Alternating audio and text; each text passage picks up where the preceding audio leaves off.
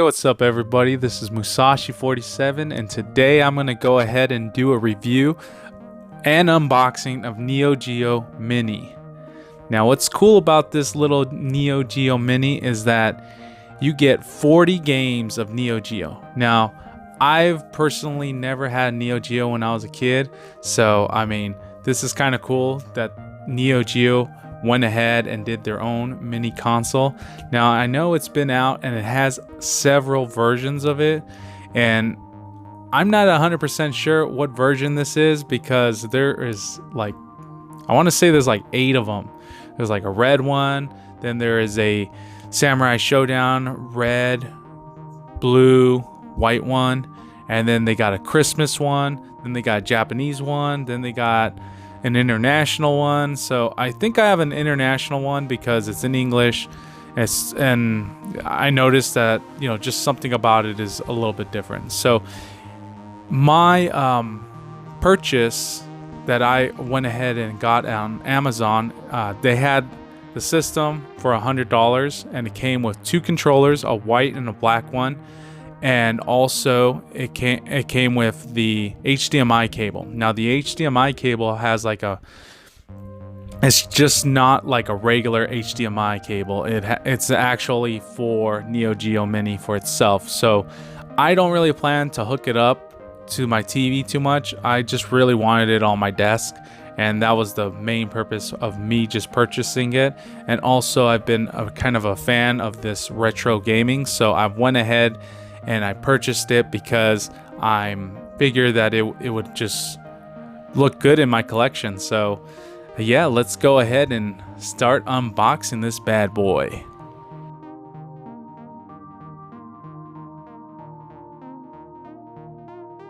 Now the first thing that comes to mind, it looks pretty good, but to be honest, I think it would have looked a lot better if it was all in red in its original American style.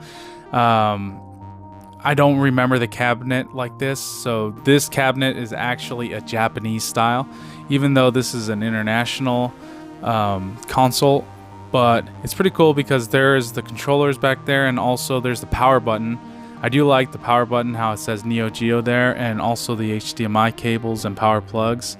And right in front is the controller itself and the 4 buttons. So other than that, I think it still looks good. It looks great, and it comes with the book, which is, you know, useless because you don't really need that. But either way, and it also comes with the little marquee stickers as well, and just information right there. But yep, that's it. Come on. Let's see. Come on. Struggling here. What is this? I think this is the marquee. Let's see. Oh, no. This is actually for the power itself. You hook it up to a USB and you're ready to go. But I don't need to do that because I have a cell phone, and I will go ahead and use my Power C. So I'll just put that back in the box. And these are the marquee stickers that it comes with. And you can put it on the, what is that, marquee? Okay, so you put that on the marquee, and then on the other one is the front level on the controller. So I'll go ahead and do that later. What else is in here? Okay. Alright, we'll put that away. And okay, so what I'll do is also do a little quick test run on this bad boy.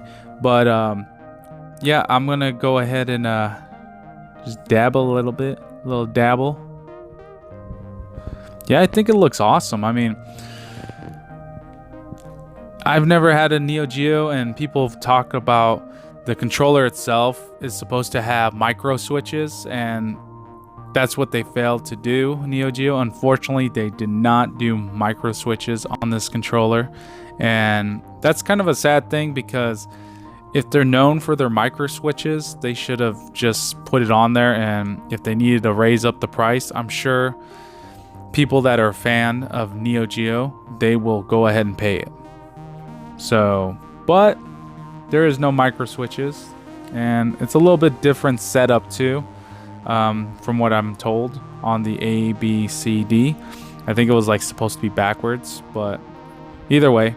And then there is the micro C connector. So I'm just gonna open up the black one only for the most part. But I got another controller that came with that, and it's a white controller itself. And that's it. This is the Neogeo Mini, and I think it looks pretty cool, and I can't wait to test it out and play it. So let's go ahead and check that bad boy out right now. So this is how it looks when you turn it on, and you can use this little joystick and the buttons, of course, just like the arcade and stuff. But to be honest, you know, I'm glad that it came with the controllers so that I can go ahead and use that. So I just want to test this out, and for the most part, it looks pretty good, and it just feels good. I mean, it's not too bad actually. It feels like you can really play it on this little joystick. I mean, it's a little cramped for my style, to be honest, but the screen looks amazing. I mean, as you can see here, it looks better in person, to be honest, but I'm sure it doesn't look as good, you know, me videotaping it. But either way, I mean, you can still see the colors. It's really vibrant, and the controls are really easy to use. I think this is already a great product already, and at first I wasn't sure about how it would be able to go ahead and play on this, but it's not that bad. And a lot of people think that this should already came with like some sort of like battery port where you could put like batteries in it and, you know, take it around. But you can technically do that in a way. All you have to do is buy one of those like battery packs, hook it up to it, and if you're in like somewhere that you could just, you know, like a desk or something like that, like, and just put it on the side and just go ahead and play it. So it can be portable. There is a way. If there's a will, there's a way. And I think it's playing really good. So I'm definitely gonna play this a lot. One of the reasons why I like about Neogeo is the fact that they have like a lot of different styles of beat 'em ups and fighting games like King of Fighters, and this has Samurai Showdown, another one of the great games that I like. A couple of things that I do notice when playing the game itself.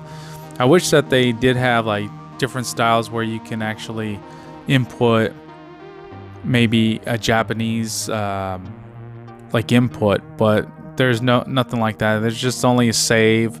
You get 4 slots where you want to save at, which is really easy to go ahead and do, and you can pick it up and where you left off. So I do like that. But like I said, I wish there was like a part where you can actually change the settings from the American version to the Japanese version. And the reason why I would like to see that is because then you can input, like, instead of having like green blood, you can have red blood, or because a lot of the games, even on I think Metal Gear, instead of having blood effects, it's just white, you know, water or whatever. So, you know, it's something that it's not like a big, like, oh, you know, like big deal, but I think it would have been kind of cool just to switch it back and forth, and it's an awesome console. Now let me show you another game of Samurai Showdown. Now I want you to just go ahead and hear the actual system. It's quite loud, so I'm gonna go ahead and also plug in my controller just to kind of test it out. So you can input that in on the side, so that's player 2 side. And I mean, to be honest, this is the first time I'm actually using this kind of controller itself, so I've never actually had a Neogeo or even hold a Neogeo controller, but from what I understand is that they had micro switches and they were known for that, and they had a really good clicky sound when you use that. But I mean, to be honest, it feels good, and it feels like I can get used to this. So I'm not really worried about the controller itself, as long as it's built to last. And what I think it's going to be something that's built to last. But I think people are right about the clicky sounds and the micro switches on the controller. They should have had that. So that's something that SNK Neogeo should have thought about, because if you're going to make something that's classic, that's what classic is all about, is something that brings you back to your childhood, and you want to see that, and it has to have that. So I think that is a major fail for SNK. But for people like me that never had it, you can still get used to it, and it feels really good. The buttons feel great, and that's what I'm talking about. The blood right there, as you can see, is not red, it's green on this one. So, but I do notice that there are certain games that do have actual blood, and I think that's Samurai Showdown 5 special edition, so that actually shows the blood. But either way, this is something that I feel that I can get really used to, just playing on my desk on a regular day, just having a good old time. I think this is a really cool system. I mean, it's really innovative that they went ahead and thought outside of the box on how they're going to go ahead and proceed doing a little mini console. Leave me some comments on them below, just telling me what you think about the actual system. And my name is Musashi47, signing off now.